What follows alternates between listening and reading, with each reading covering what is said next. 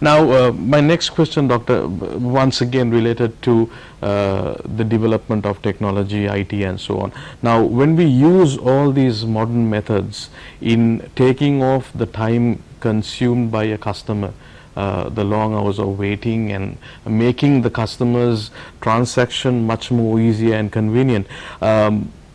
A very common thing that we hear in many of our local banks is that when you go to especially get a facility, the answer is always more or less referred to head office.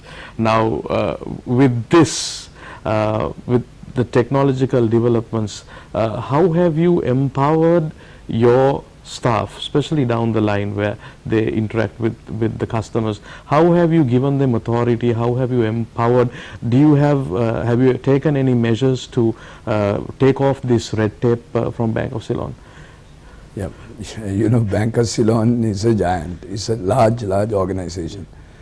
So now what we have done is we know this problem, and sometimes people say that for their convenience.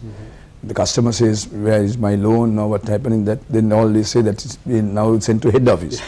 So, but now what we have done is when some of the powers of our general manager from top down now are delegated to some of the deputy general managers, and their authority levels have been increased. Their approval limits have been increased. So likewise it goes down to the assistant general managers and to the areas and to the branches. So that we want to do is give them more flexibility, and also today is the computer era, so all the information is channeled online to the head office. So if the people are interested or the interested area, they can monitor that through the computer. So most of the things now we are downloading and making the officers at the ground level make more decisions and give them more authority, but with supervision. So we had the district level supervision, the provincial level supervision, and not only supervision, support. So I think that way we have cut down the time.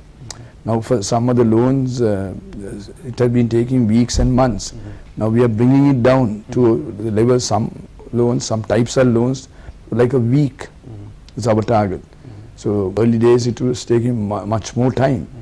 So, but if the persons who comes to deal with the bank, they are also aware what the bank requires. But always we have a checklist. For any, for example, housing loan, we say get the copy of a deed, the real deed, and then street line to, I don't know, all what we ask. Then the valuations. So all these things, if the customer is done, it's a matter of few days that we can grant the loan. That's right. Doctor, we're talking about on the topic of talking about lending with this problem with that, but when it comes to as a nation, when it comes to the habit of savings, what is the savings ratio in comparison to the GDP in Sri Lanka now, and are you happy with the savings ratio in Sri Lanka? Actually, again, we have big plans, and we have been doing that for the last few years. Going around the country to inculcate the savings habit to young people. Now savings, as I know, the limits are around 20% in Sri Lanka. So now that percentage is not good enough. If we are talking about 4,000 per US dollar per capita income in 2014, or going controlling, now the inflation is also controlled. If we want to grow, savings have to come. So I think we need to go now. It's in, I mentioned earlier, Dr. Mahathir was saying Malaysia, they didn't have to worry about IMF dictating terms because they had about 40% savings at that time. Average country savings, actually more than 40%. Just imagine that if we have that kind of savings, how strong the country would be, and it would be very easy for the president to do his financial decisions. So I think we all banks have to make sure that we all work towards that. And to somehow get people to inculcate that habit from the child onwards. Because it's no longer a benefit to yourself, but it's a benefit for the entire nation. Is that what you're saying? Yes, yes.